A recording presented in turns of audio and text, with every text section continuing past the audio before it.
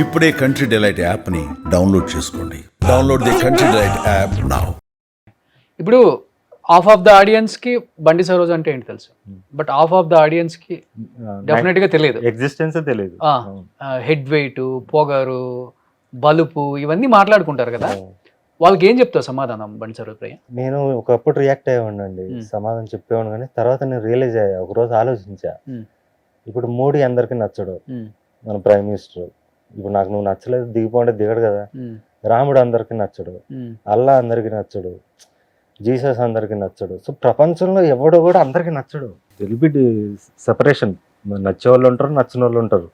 So నేను after all మనిషినే కదా, నాకెందుకు ఉంటారు, వాళ్ళకి మన సమాధానం ఎందుకు చెప్పాలనిపించింది. అంటే ఇలానే ఉంటారా, లేకపోతే ఇండస్ట్రీకి వచ్చిన తర్వాత కొన్ని పరిస్థితుల వల్ల మారాల్సి వచ్చిందా? ఎగ్జాక్ట్గా అసలు ఏం జరిగింది మీ జీవితంలో అంటే ఏమని చెప్తారు మీరు? అందరూ ఏ మనిషి అయినా కానీ ఏదైనా పుట్టుకతో ఇలాంటిది మేనరిజం అంటే చిన్నప్పటి నుంచి ఉండదు కొంతమందికి పరిస్థితుల వల్ల మారుతాం. ఓకే, డెఫినెట్గా ఇది డెఫినెట్గా మన ఇన్ఫ్లుయెన్స్ చేస్తుంటుంది కూడా. ఇండస్ట్రీకి వచ్చిన తర్వాత ఎలా ఉంటుందంటే సరైన ఆఫర్స్ ఉండవు, టయానికి ఫుడ్ ఉండదు, టయానికి రెస్పెక్ట్ ఉండదు. ఇవన్నీ లేక మనిషి మారిపోతాడు. ఏదర్ వీటి గురించి ఆలోచించకుండా ఆఫర్ వస్తే చాలని ఇటని తిరుగుతాడు. చెత్త వస్తే అంతా రాకపోతే అంతరా, నాకు కావాల్సింది ఆత్మాభిమానం, ఆత్మాభిమానంతో గంజైనా తాగుతా కానీ అది వదులుకొని బెంజి కారులో తిరగనరా నేను అనుకునేవాడు కూడా ఉంటాడు. మీరు ఏ టైప్ అసలుకి? నేను రెండు కాదండి, నాకు ఆత్మాభిమానం లేదు, సినిమా విషయంలో ఉంటది. ఇప్పుడు మీరు సరోజ్ నా వాటర్ తీసుకురంటే నేను తీసుకొస్తా, నాకు అదేం లేదు. నాకు అదే ఆత్మాభిమానం, అదే మరి అది చంపుకోకుండా తెస్తారు మీరు. నేను తెస్తాను, నాకు ఇక్కడ లేదు, సినిమా విషయంలో ఉంది. సరోజ్ నీ సినిమా ఒకసారి నాకు ఎయిటింగ్ చూపించు అంటే చూపిను, అర్థమైందా మీకు? సో నాకు ఈగో లేదు, పర్సనల్ ఈగో లేదు, బట్ యాజ్ ఎ క్రియేటర్గా నాకు ఈగో ఉంది. యాజ్ ఎ క్రియేటర్గా, యాజ్ అన్ యాక్టర్గా నాకు ఈగో ఉంది తప్ప పర్సనల్ లైఫ్లో నాకు ఈగో లేదు. సో అది నేను క్లియర్గా చెప్పలేను. అదే సినిమాకి వచ్చి నేను మారింది ఏం లేదండి, ఫస్ట్ నేను అలాగే ఉన్నాను. నేను సురేష్ బాబు గారిని ఫస్ట్ టైం కలిసినప్పుడు ఎలా ఉన్నానో ఇప్పుడు అలాగే ఉన్నాను. ఆయన నాకు చెప్తాడు నా గురించి, ఒక టీజర్ లాంచ్కి వచ్చినప్పుడు ఒక స్పీచ్ ఆయన అప్పుడు ఎలా ఉన్నాను అంటే నేను రియలైజ్ అయ్యా మొన్న చూసుకున్నప్పుడు, నాలో ఏం చేంజ్ కనపడలేదు, చేంజ్ ఏం రాలేదు. నేను 19 years ఏజ్ ఎప్పుడు ఎలా ఉన్నాను ఇప్పటికీ అలా ఉన్నాను ఇంచుమించుగా. నిజంగా చేంజ్ ఏం లేకపోతే ఒకప్పుడు స్టార్ హీరోస్కి కథ చెప్పి సినిమాలు తీద్దాం అనుకుని తిరిగిన బండి సరోజ్ తర్వాత మీ అంతటా మీకు పెద్ద పెద్ద ప్రొడ్యూసర్స్ కాల్స్ చేసినా కానీ మంచి ఆపర్చునిటీ ఇస్తాం, మంచి కథలు ఉంటే ఈ హీరోకి రెడీ చెయ్యి, పలానా రామ్ చరణ్కో పలానా మహేష్ బాబుకో రెడీ చేయి అన్నా కానీ ఎందుకు రిజెక్ట్ చేశారు మరి అప్పుడు? ఫస్ట్ నేను వచ్చిందే జూనియర్ ఆర్టిస్ట్కి వచ్చానండి, హీరో అవుదామని వచ్చా. ఇక్కడ సిచ్యువేషన్ చూసా, ఇక్కడ మనల్ని ఎవడో హీరో చేయడు, మనమే చేసుకోవాలి. మనం చేసుకోవాలంటే మన బాబు దగ్గర డబ్బులు ఉండాలి, ప్రొడ్యూసరే ఉండాలి, అది లేదు. నా దగ్గర ఏముంది అంటే చిన్నప్పటి నుంచి నాకు క్రియేటివిటీ ఉంది. సో దీన్ని నన్ను నేను రెడీ చేసుకుందాం, క్రియేటర్ని అవుదాం, ఒక డైరెక్టర్ అయిన తర్వాత నన్ను నేను హీరోని చేసుకుందాం అని చెప్పి డైరెక్షన్ అనేది స్టార్ట్ చేశా. మీరు కథలు రాసుకోవడం, డైరెక్షన్ గురించి తెలుసుకోవడం, నేర్చుకోవడం ఇవన్నీ చేస్తున్నప్పుడు నన్ను అందరు క్రిటిసైజ్ చేసేవాళ్ళు, అరే నువ్వేంటరా డైరెక్టర్ అంటే ఏమనుకుంటున్నావు అది ఇది అని. తర్వాత నేను వడ్డీ నవీన్, తారక రత్న ఇలా ఫ్లాప్ యాక్టర్స్ ఎవరైతే ఉన్నారో అప్పుడు మార్కెట్ లేని వాళ్ళు, వీళ్ళని మనం స్టార్లను చేస్తే మనకు పేరు వస్తుంది అని చెప్పి వాళ్ళతో కొంచెం జర్నీ చేశాను. 6 months అయింది, 1 year అయింది, నాకు పని అవ్వట్లా. అప్పుడు నాకు ఒక సీనియర్ కోఆర్డినేటర్ ఒక ఆయన చెప్పాడు అనమాట, అరే నువ్వు వీళ్ళతో టైం వేస్ట్ చేసుకోకు, మార్కెట్ అని ఒకటి ఉంటుంది, మార్కెట్ ఉన్న హీరోని పట్టుకుంటే ఆటోమేటిక్గా నీకు ప్రొడ్యూసర్స్ వస్తారు, ఓహో ఇలా ఉంటుందా అని మార్కెట్ ఎవరెవరికి ఉందని అడిగా.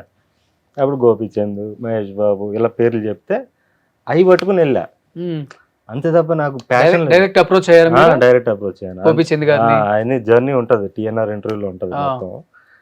అక్కడి నుంచి నేను ఓకే మార్కెట్ ఉన్న యాక్టర్స్తో చేయాలని ఒక ఇగ్నోరెన్స్తోనే, అంతే తప్ప వాళ్ళతో చేయాలని ఒక ప్యాషన్, పిచ్చి లేదు. ఫస్ట్ నుంచి నా మీద నాకు పిచ్చి తప్ప వేరే వాళ్ళ మీద పిచ్చి లేదు. అంటే ప్రేక్షకులుగా అభిమానించాను కానీ వీళ్ళతో సినిమా చేయాలని లేదు, నేను కూడా వెళ్ళగవ్వాలని వచ్చా. ఓకే. సో అప్పుడు ఆ జర్నీలో చూసి ఇదంతా పెద్ద ప్రాసెస్ అనిపించింది, ఇదంతా చాలా మెంటల్ ప్రాసెస్, ప్లస్ ఒక క్రియేటర్గా నన్ను నేను చంపుకోలేను అనిపించి అప్పుడు నేను కొత్త వాళ్ళతో తీయడం స్టార్ట్ చేసి, తర్వాత నాతో తీసుకున్నాక నేను అక్కడి నుంచి రియల్ సక్సెస్ స్టార్ట్ అయింది, నాతో నేను తీసుకున్నాకే స్టార్ట్ అయింది. ఓకే. కానీ మార్కెట్లో ఉన్న వాళ్ళతో తీస్తే మీకు మార్కెట్ వస్తుందని మీకు తెలుసు, తెలుసు.